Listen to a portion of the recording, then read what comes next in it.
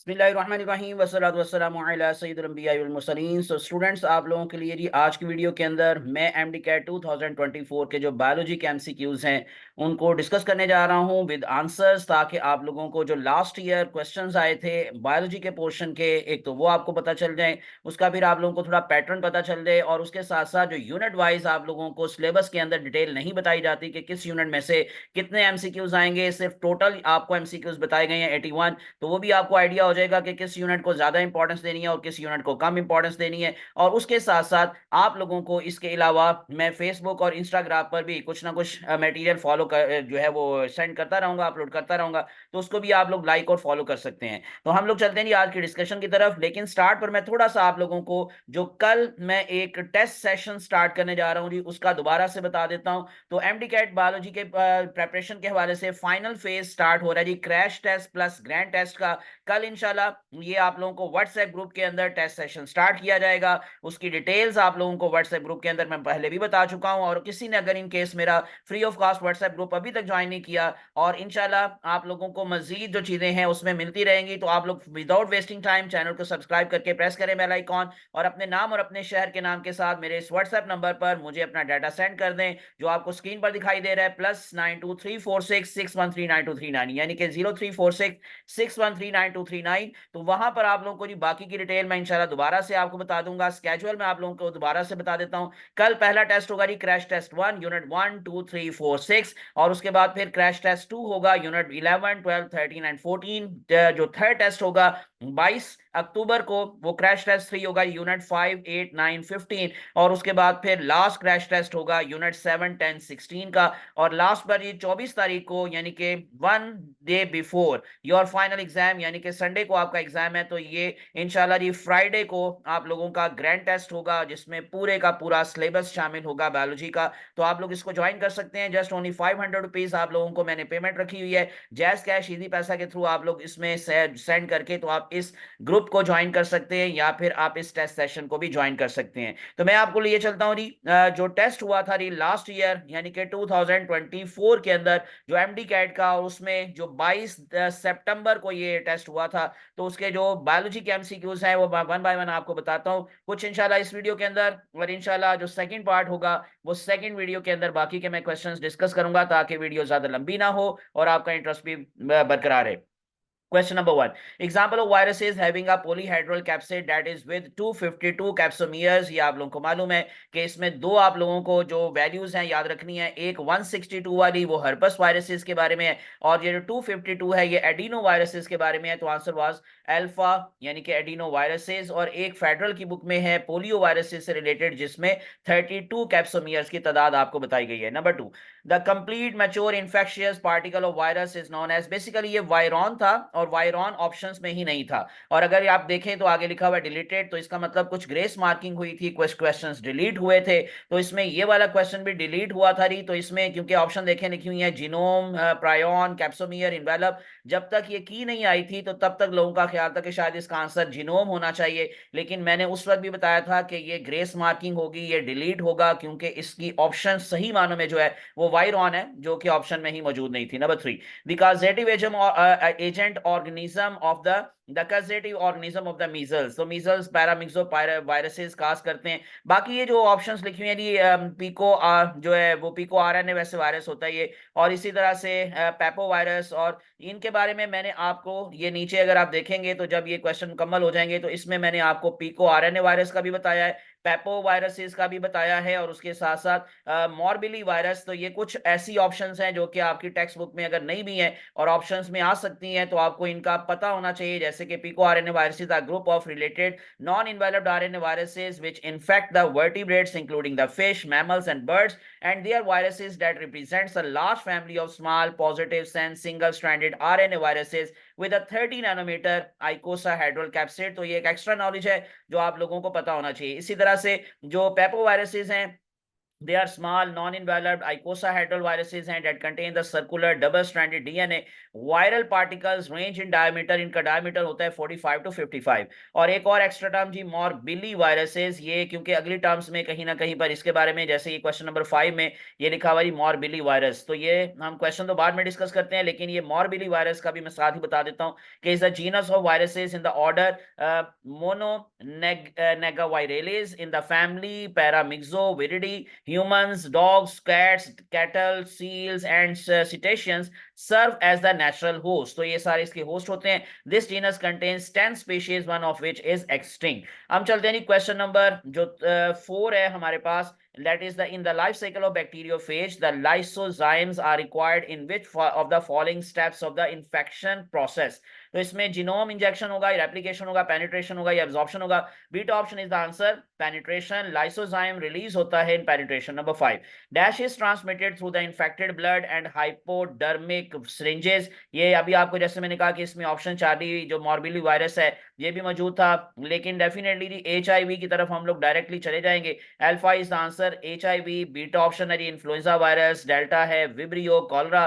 तो ये cholera disease you know कि वो बैक्टीरिया की वजह से होती है, तो ये वैसे भी वायरस नहीं है. तो इसमें देखें, अब मैंने आपको नीचे ये आंसर्स भी बता दिए हैं. इसका PDF इंशाल्लाह जी मैं व्हाट्सएप ग्रुप के अंदर आप लोगों के साथ शेयर कर लूंगा. इसलिए जैसे मैंने शुरू में बताया था जी, विदाउट वेस्टिंग टाइम मेरे व्हाट्सएप ग्रुप को जरूर ज्वाइन कर लें. तो इसमें क्वेश्चन 1 का आंसर अल्फा मैंने बता दिया, यानी कि मैं दोबारा बता देता हूँ, दिखा देता हूँ, अल्फा एडिनो वायरसेस. इसी तरह से क्वेश्चन 2 का आंसर डिलीट हुआ था, ये ग्रेस मार्क थी. क्वेश्चन नंबर 3 जो था इसका आंसर था जी हमारे पास डेल्टा ऑप्शन, यानी कि पैरामिक्सो वायरसेस. क्वेश्चन नंबर 4 का आंसर बीटा ऑप्शन था, डेट वाज बेनिट्रेशन. और फिर क्वेश्चन 5 का आंसर अल्फा HIV. हम चलते हैं यूनिट नंबर 2, बायोएनर्जेटिक्स. बायोएनर्जेटिक्स में से लास्ट ईयर 5 क्वेश्चंस आए थे. तो इन कैल्विन साइकिल, अब इस दफा क्योंकि यू नो कि सिलेबस में फोटोसिंथेसिस शामिल नहीं है, तो आप लोगों के लिए आसानी है कि आप रेस्पिरेशन के जो क्वेश्चंस हैं उनको ज्यादा फोकस कीजिएगा. एनीवेज, लेकिन मैं सबके आंसर्स बता देता हूं. Calvin cycle, carbon dioxide reacts with RGBP to produce. तो इससे क्या प्रोड्यूस होता है, एक 6 कार्बन अनस्टेबल इंटरमीडिएट जो कि स्प्लिट कर जाता है बाद में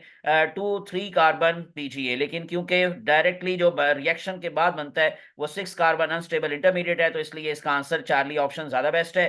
question number 2, which option is correct about the chlorophyll molecule. तो अल्फा जो लिखा हुआ है ये C55 870, ये बेसिकली यू नो कि ये क्लोरोफिल बी का जो है वो आपको मालूम है कि ये स्ट्रक्चर है, और ए के बारे में ये नहीं है. तो methyl group on the second pyrrole, ये भी बात गलत है. और इसी तरह से पोरफायरिन विद नाइट्रोजन, गलत बात है. एल्डिहाइड ग्रुप, ये भी गलत बात है. तो बेसिकली अल्फा ही इसका आंसर होगा, बिकॉज इसमें ना क्लोरोफिल ए मेंशन है ना क्लोरोफिल बी मेंशन है. तो हम क्लोरोफिल बी का ये जो फार्मूला है 55 870 O6 and 4 mg, तो इसलिए इसका आंसर होगा अल्फा. उसके बाद फिर question number 3, in the journey of electrons from photosystem 2 to photosystem 1, plastocyanin को रेड्यूस कौन करता है. It is reduced by the beta option cytochrome complex. और उसके बाद आता है plastocyanin. Next one number 4, enzyme NADP reductase is responsible for. तो इसका आंसर है alpha, reducing NADP. Definitely reductase है तो रिडक्शन करेगा, और किसकी करेगा, NADP की, और इससे बनेगा NADPH. और लास्ट क्वेश्चन भी फोटोसिंथेसिस ही से रिलेटेड था.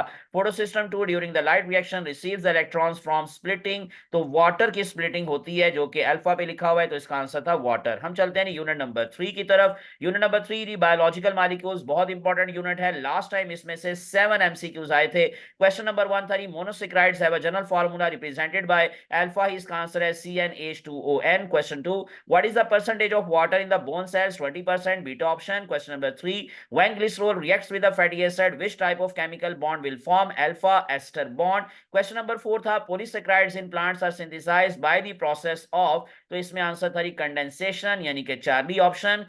इसको डिहाइड्रेशन सिंथेसिस भी बोलते हैं. क्वेश्चन नंबर 5 था which of the following process is involved in the breakdown of proteins into amino acids. तो ये हाइड्रोलिसिस होती है जी, बीटा ऑप्शन.